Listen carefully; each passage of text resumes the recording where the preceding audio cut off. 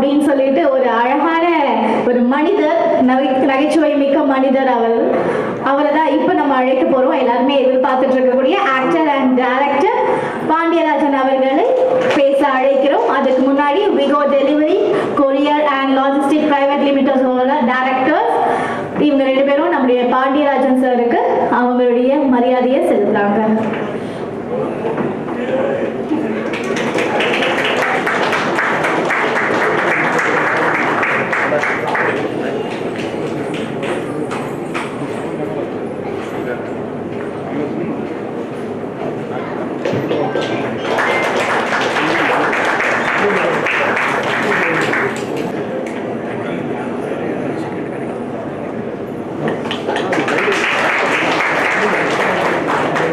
எல்லோருக்கும் வணக்கம்.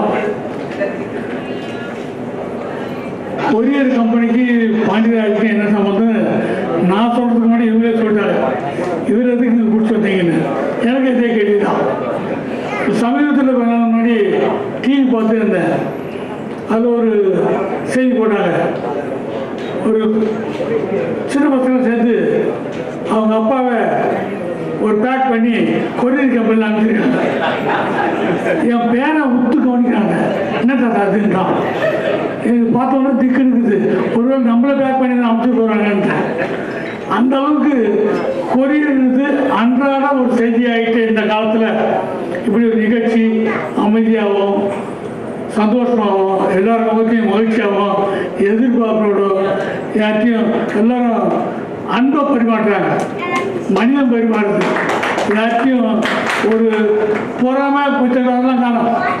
இது நல்ல வாட்டார விடியாயிட்டார அப்படிலாம் கிடையாது. இவன் வரணும் நம்மாலியா அப்படின்ற ஒரு எண்ணம் பரிமாறுற ஒரு நல்ல மீட்டிங் இது மாலை வேலை.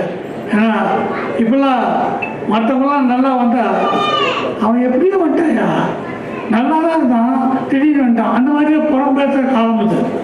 அந்த நேரத்தில் நம்ம கூட இருக்கிற ஒரு ஆள் புதுசாக ஒன்று பண்ணியிருக்காரு. நாமளும் தரணும். நம்மளே கூப்பிட்றாரு. நீங்கள் வாங்க ஒன்றா சேர்ந்து ஒன்றா முன்னேற வேண்டும். வாலிசார் ஒரு வார்த்தை சொல்வார் அடிக்கடி. அவர் பார்க்கும்போதுதான் அந்த வார்த்தை சொல்வார். ஊக்குவிக்கிறவனை ஊக்குவித்தால் அவன் தேக்க வைக்க போயிடுவான். ஊக்குவிக்கிறவனை ஊக்குவிக்கணுமா? நல்லா பண்ணுறேனே நல்லா இருக்குப்பா. இந்த கொட்டாம தட்டி கொடுக்கணும், வாழ்த்தணும். அந்த எண்ணம் வர வர நாட்டில் குறையும். இங்கே உட்காந்துருக்கவங்களும் சரி, மேடை இருக்கவங்களும் சரி, ஒரு 2 வார்த்தை நல்லா பேசி இவங்களுக்கு என்கரேஜ் பண்ண மாட்டோமா என்ற எண்ணம் தான் ஒவ்வொருத்தருக்குள்ளேயும். இது ஏன் இருக்குது போதா தேவை அவனுக்கு இதை பற்றி கேள்விப்பட்டீங்க பிள்ளைங்க வச்சேன் அப்படிலாம் ஒரு டிஸ்கரேஜ்லாம் பண்ணாமல் இது என்னது கவுடி ஒருத்தர் ஒரு வீடியோவில் போட்டு காட்டுறாரு. இது விஷயத்த நீங்கள் பண்ணீங்கன்னா இப்படிலாம் தமிழ்நாட்டில் முன்னேறத்துக்கு வாய்ப்பு இருக்குது. சொல்கிறவங்க யார்? இது அனுபவப்படுறவங்க கேளுங்க அப்படின்ற விஷயம். நல்ல விஷயம்லாம் நடக்கிற ஒரு விஷயம். எப்பவுமே தட்டி கொடுக்குற எண்ணம் இருக்கவங்க கூடலாம் பழகணும்னா நம்மளாக முன்னேறணும். சினிமாவில் அதுவும் இந்த தாலிக்குடிய இந்த ஆரம்பத்துக்கு அதில் நான் பார்த்தாரு 2-3 நாள் முன்னாடி. பார்க்கும்போதெல்லாம் பார்த்தா அவர் எண்ணம் பூரா நீங்கள் வாங்க இப்போ நீங்கள் பேசுறீங்கல்ல இதையே வாழ்த்துங்க நல்லா இருக்கண்ண எனக்கு சிவக்கு இருந்துச்சு. நம்ம பேசுறது அவருக்கு வார்த்தை தெரியுதா தேவை. நம்மகிட்ட நல்ல வார்த்தை யாரெல்லாம் பேசுறாங்க, நல்லவங்களாம் யார் இருக்காங்க, நல்ல அந்த எண்ணம் வேணும். என்னைக்கோ ஒரு நாள் என்கிட்ட நான் ஒரு ஃபிலிம் சம்பந்தமான விஷயம் செய்ய போகிறேன் அதுக்கு யோசனை சொல்லுங்கன்னு கேட்டப்போ நான் சொன்னதை ஞாபகம் வச்சு செஞ்சதுக்கு நன்றி சொல்கிறது. இந்த குணம் தான் அவர் வாழை. நன்றி சொல்கிற எண்ணம் நமக்குள்ள இருக்கணும். அது இருக்குது இல்லை. இங்கே வந்தது இந்த சாத்தனை கோடைங்க வாண்டாரு முன்னாடி வந்தார்.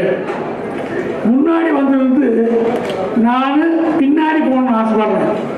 இந்த நிகழ்ச்சி முடிஞ்ச வரைக்கும் இவங்ககிட்டலாம் கற்றுக்கணும். ஏன்னா இந்த தலைமுறைக்கு நான் ஒன்று வயசான வீடு தலைமுறைக்குன்னு சொல்கிற காரணம் இவங்ககிட்டலாம் தேடுதல் இருக்கு. யாரையும் காயப்படுத்தாம நம்ம வளரணும். நீந்துங்க, சம்பாதிங்க, வளருங்க. ஆனால் நீந்தும் போது யாரையும் கையை பிடிச்சி இழுக்காதீங்க. அதான் முக்கியம். இவரை இழுத்து விட்டு அவரை இழுத்து விட்டு நம்ம முன்னுக்கு போகணும் அப்படின்னு நினைக்காம தவிர நம்ம முன்னுக்கு வரும். நான் இந்த நிகழ்ச்சி வரும்போது என்னை பற்றி பலமாலாம் சொல்லிக்கல. நான் ஒரு பல்லவன் டிரான்ஸ்போர்ட் டிரைவருடைய மகன். எனக்கு பின்புலன்றதுலாம் கிடையாது. ஒன்றே ஒன்று, சினிமா மேலே இருந்த ஆர்வம், அது மேலே இருந்த டெடிக்கேஷன் தான். அது என்ன எங்கெங்கேயோ கூட்டு போயிட்டு இங்கே கொண்டாந்து வருது.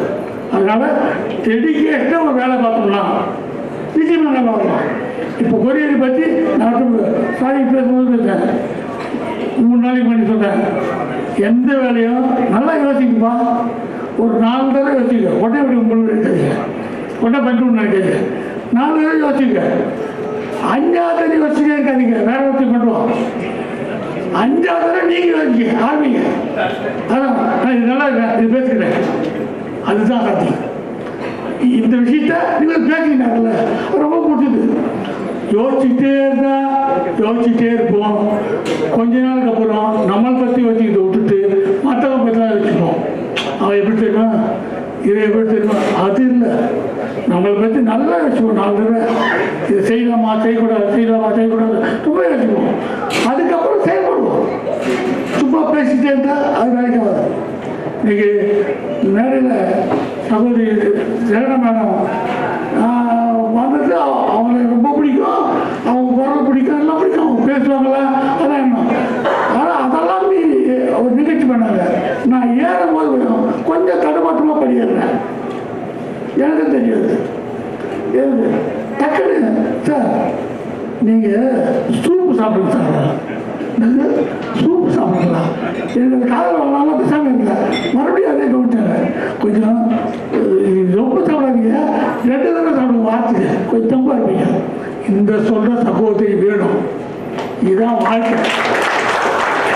தடுமாறும் போது தாங்கி நிற்கணும். அதான் அன்பு நட்பு. எந்த வந்தால் பண்ணுறேன், அவங்க பிடிக்கும், அவங்க நல்லா பாடுவாங்க, காமெடி பண்ணுவேன், அதோட போல கவனிக்கணும். நிகழ்ச்சியில் கொரியர் ஆரம்பிக்கிறதா என்னென்ன கஷ்டம். நான் ராஜ்பூரில் ஒரு ஃபங்க்ஷன் போயிருந்தேன். போனாங்க பார்த்தாங்க, எல்லாம் வந்தாங்க லைன் ட்ரிப் எல்லாம். ஆனால் ஒருத்தர் இவர் நெய்க்காருங்க. ராஜ்பூர்னா நெய் தான் ஃபேமஸ்ஸு. என்னங்க நெய் எப்படி தெரியுங்க, எல்லா ஊர்லேயும் ஆடுக்குதுங்க, அது என்ன நெய் பண்ணுறீங்க அப்படிலாம் கேட்டுருந்தேன்.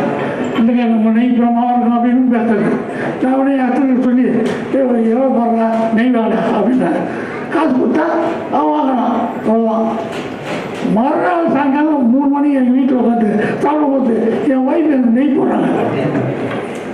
நான் கூட நினச்சேன் நேற்று ராஜ்பூத்தில் நெய் வாங்கினேன். அதான் எடுத்துக்கிட்டா நேற்று நான் பார்த்தா நீங்கள் போடுறேன்னா நீங்கள் தானே அங்கே கொரியரில் அனுப்பிச்சிங்கண்ணா. நான் வரத்துக்கு கூட என் வீட்டுக்கு நான் ஆசைப்பட்ட நெய் வந்துடுச்சு. அதான் கொரியர்.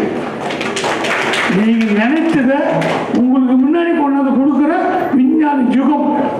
இதில் வந்து அது இல்லை இது இல்லை தேடி பார்த்தா சினிமாவில் பார்த்தா ஃபிலிம் ஃபெஸ்டிவல் ஒரு கனவு. ஃபிலிம் ஃபெஸ்டிவலில் எங்கே டிக்கெட் கொடுப்பாங்க, யாரை கூப்பிடுவாங்க, அதெல்லாம் உங்களுக்கு தெரியாது. எங்கே டெலிகேட் பார்க்கலாம். இப்போ பார்த்தா எல்லாம் நெட்டில் வருது. ஃபிலிம் ஃபெஸ்டிவலுக்கு நம்ம படம் பண்ணால் கொரியர்கள் தான் அனுப்புகிறோம். அது போய் சேர்ந்து அனுப்பிச்சுட்டு எப்படி அனுப்புகிறோம், எங்கே அனுப்புகிறோம், இதை கேட்டுக்கொண்டு ஃபிலிம் ஃபெஸ்டிவல் முடிஞ்சு போயிடும். அந்த மாதிரி இந்த காலம் போவா. இப்போ அப்படி இல்லை.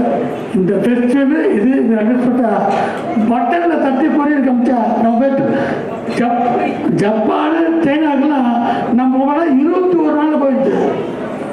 ஒரு 180 ரூபாய்க்கு ஒரு கொரியர் அமிச்சா ஒரு செய்தி போயிடுது. உடனே அனுப்புகிறேன் ஐமெயில் உங்கள் படம் வந்துச்சு, அதில் இந்த மிஸ்டேக் இருந்து இதை மாற்றி அனுப்பிவிட்டுறான். அந்த விஞ்ஞானம் அது கூட சேர்த்து வாழணும். எல்லாத்தையும் மக்கள் சொல்கிற கூட்டம் சொல்லிகிட்டே இருக்கோம். சிலது போய் ஜெயிக்க முடியாதவங்க, கவனிக்க முடியாதவங்க, ஒரு சொல்லியிருப்பாங்க. நம்ம அப்படி இல்லை, போய் தோற்று போவோம், பரவாயில்ல. எப்படி தோற்று போகிறோம் தெரியுதுல்ல, அதுக்கு கவனிப்போம். இந்த நிகழ்ச்சி மூலிமா இது ஒரு புது வியாபாரம். ஒரு வாட்ஸ்னா சார், நீங்கள் காசே வேணாம், சரிங்க, அதை அப்படியே யோசிக்க வேணாம். காசே வேணாம்ப்பா, இது நம்ம மெம்பர் இல்லாமா, ஏன் வேணாம், எதுக்கு வேணாம் யோசிச்சு கேளுங்க. அது ஒருத்தர் ஆகட்டும். வேலை வாய்ப்பு கிடைக்கிறது கஷ்டம், கிடைக்கிறதுக்கான ஒரு வாய்ப்பு. நீங்கள் தெரிஞ்ச தொழில் செய்யும் போது டிஸ்கஸ் பண்ணுறது நிறைய பேர் இருக்காங்க. புதுசாக வர்றவங்களுக்கு ஒரு பயம் இருக்கும்.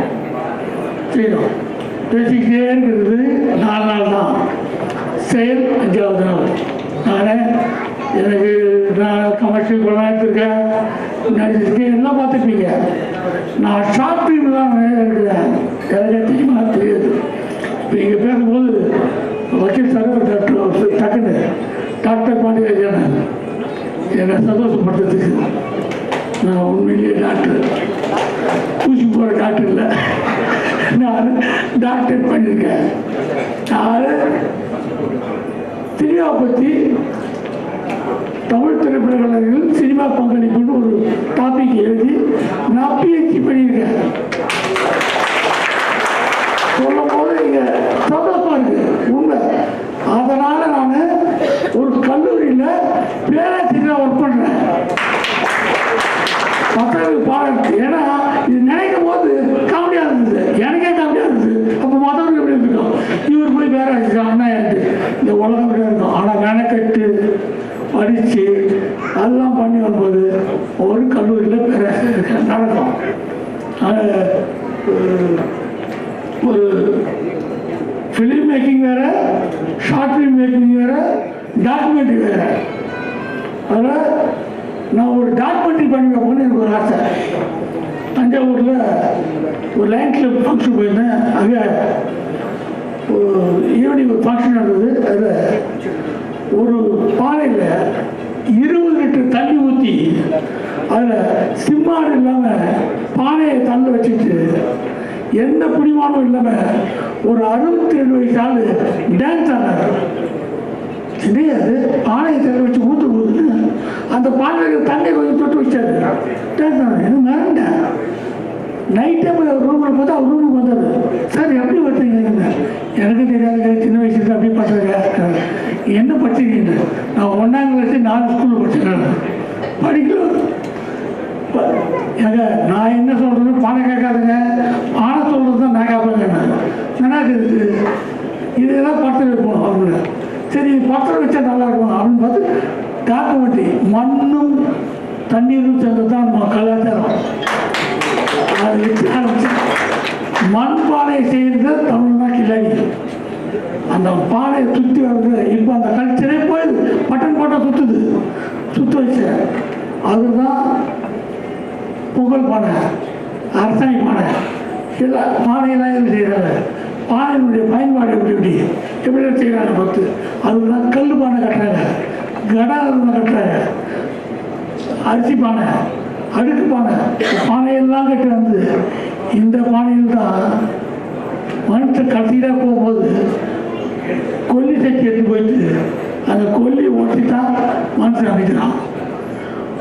பனிக்குடம் உடைத்து வரும் மனிதனை மண்குடம் வைத்து தான் இந்த உலகத்தை விட்டு அனுப்பி வைக்கிறாங்க அப்படின்னு எழுதுறேன்.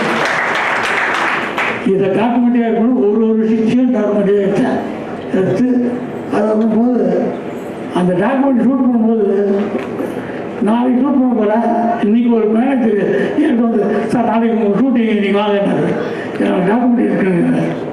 ஏங்க நான் உங்களுக்கு 5 நாள் ஷூட்டிங்க, 5 நாளைக்கு நான் பணம் கொடுக்குறேன், பணம் கொடுத்தேன் போங்க. இல்லை நான் டாக்குமெண்ட் முக்கியமாக இருக்கேன். அதை நீங்கள் இல்லை நான் டாக்குமெண்ட் எடுக்க போனால் அவர் தலைவர் அவர் என் அசிஸ்டன்ட் சொல்கிறாரு, நான் லூஸாக கேட்டேன்.